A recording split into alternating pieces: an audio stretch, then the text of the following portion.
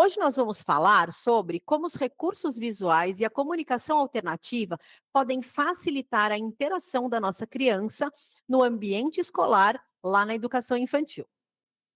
Como nós falamos lá no nosso primeiro vídeo, muitas crianças têm dificuldade de se comunicar. E isso significa que não é só em falar, mas é conseguir se fazer entender e entender as comandas que está recebendo das pessoas. A gente chama essa troca de informação de linguagem receptiva e linguagem expressiva. E na linguagem receptiva, o quanto que aquela criança consegue entender, compreender as informações que ela recebeu. Muitas crianças com autismo têm uma habilidade muito mais desenvolvida para as informações visuais. Então, elas processam melhor as informações visuais do que as informações auditivas que elas recebem. Portanto, para essas crianças, muitas vezes o apoio visual é muito mais assertivo, dinâmico e envolvente do que aquela quantidade de informações verbais. Por exemplo, sente na sua cadeira, pegue o seu estojo, pegue a sua agenda, se comporte, cuidado com o seu amigo. Muitas vezes, quanto mais a gente faz, mais a gente desregula a nossa criança que tem ali essa condição do. Por isso é super importante a gente fazer uso de rotinas visuais.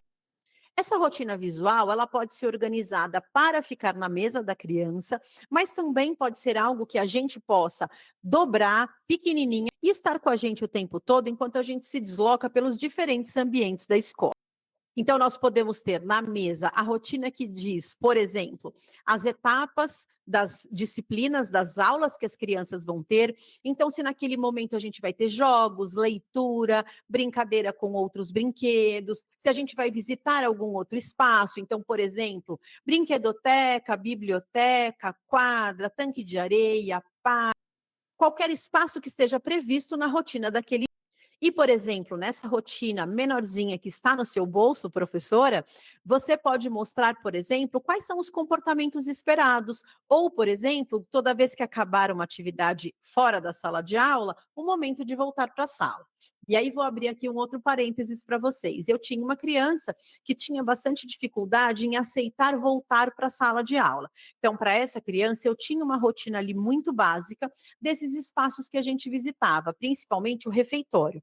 Então, a gente tinha ali se manter sentado no refeitório, na sequência voltar para a sala de aula, e a gente sempre tinha ali que ele precisava estar junto com os amigos. E por que isso? Porque os amigos subiam para a sala e ele queria continuar lá.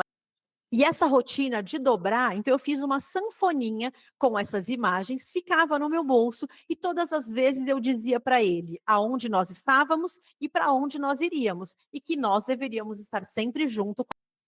Isso ajudou demais nessa compreensão e, ao mesmo tempo, no cumprimento dessas regras. E então a gente diminuiu inúmeros conflitos que aconteciam. Conflitos esses que aconteciam entre mim e a criança, porque ele não queria voltar para a sala de aula, mas também os conflitos que acabavam sendo causados por todas as outras crianças, que fugiam da fila, que iam para lugares que não deveriam, e também, e aí muito cuidadosamente, pensar o quanto que esses momentos traziam para as outras crianças uma compreensão e o entendimento de que ele não era uma criança legal. E isso é muito ruim. Então, conforme a gente também vai ajustando o comportamento, é importante que essa criança também vá sendo melhor aceita pelo grupo. E aí, para você, professor, professora, é super importante que você conte para a sua turma, que você compartilhe com a sua turma que aqueles comportamentos, eles não são comportamentos de confronto pessoal, que na verdade aquela criança, ela tem dificuldade de compreender as regras e que nós estamos encontrando uma melhor forma de fazer com que ela aceite esses combinados, mas que aquela criança não está sendo desrespeitosa intencionalmente, que ela tem um jeito de entender as regras, de pensar as regras diferente. Dessa forma, a gente consegue fazer com que a nossa turma acolha esse amigo e ajude esse amigo, ao invés de criar uma aversão.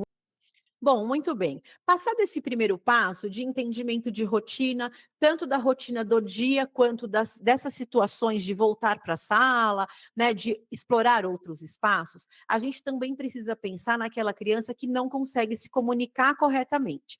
Então, o primeiro passo é a gente ajustar a rotina, dar previsibilidade para a nossa criança, mas a gente também vai precisar ah, estabelecer uma comunicação alternativa para aquela criança que não consegue verbalizar. Essa criança que eu dei o exemplo para vocês, ele conseguia falar. Nem sempre a fala era uma fala com intenção comunicativa e nem sempre também era uma fala que condizia com a situação social que nós estávamos vivendo. Lembra lá no outro vídeo que eu disse sobre a ecolalia? Então também mas ele conseguia sim dizer e pedir algumas coisas, ainda do jeito dele, mas ele conseguia sim falar, se comunicar, verbalizar aquilo que ele desejava. Por exemplo, quando eu saía da sala, nessa escola em que eu trabalhei, eram duas professoras que ficavam durante aquele dia com as crianças. Então, eles sempre tinham duas professoras. Eu era a primeira professora e depois a gente fazia a troca.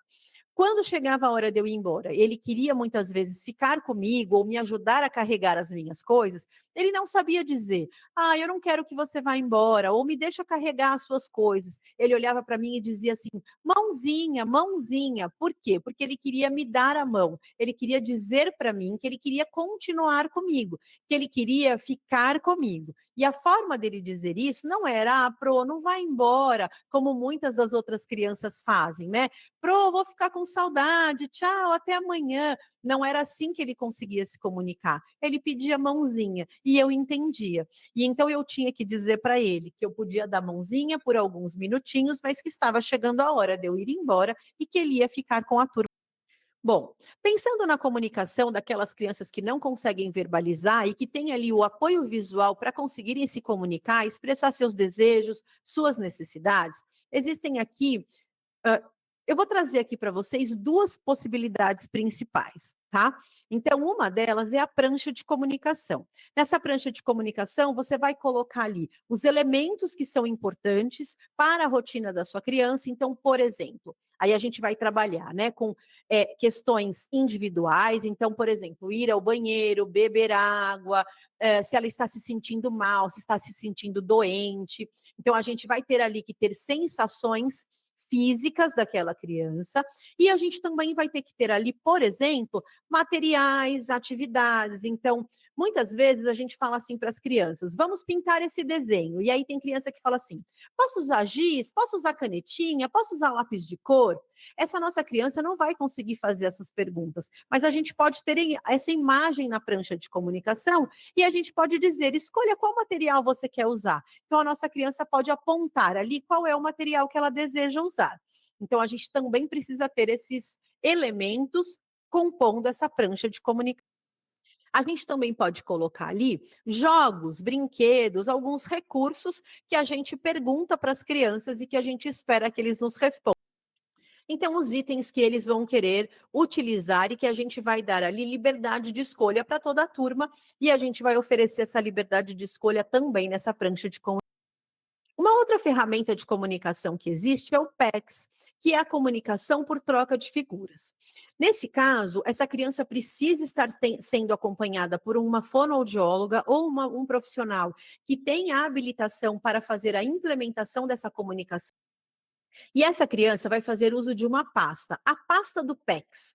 E nessa pasta, quando a criança chegar na escola com essa pasta, ela já vai saber utilizar. Então, geralmente, esse profissional vai primeiro fazer todo um treinamento, a implementação dessa comunicação alternativa, para depois que essa criança já souber utilizar, ela possa generalizar.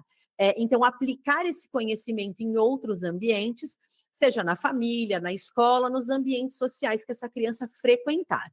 Então, nessa pasta, geralmente ela vai ter ali já na fase de uma tira de sentença, que é como se fosse ali uma tirinha mesmo, onde vai estar escrito eu quero, e a criança vai colocar as fichas para comunicar o que ela quer. Então, por exemplo, eu quero o banheiro, eu quero o lápis vermelho, eu quero a massinha. Então, a criança vai se comunicar ali, mostrando para você Se a sua criança fizer uso dessa pasta, o ideal é que você tenha uma orientação por escrito ou uma conversa, uma reunião com esse profissional que fez a implementação da comunicação para te dar dicas de como fazer um bom uso.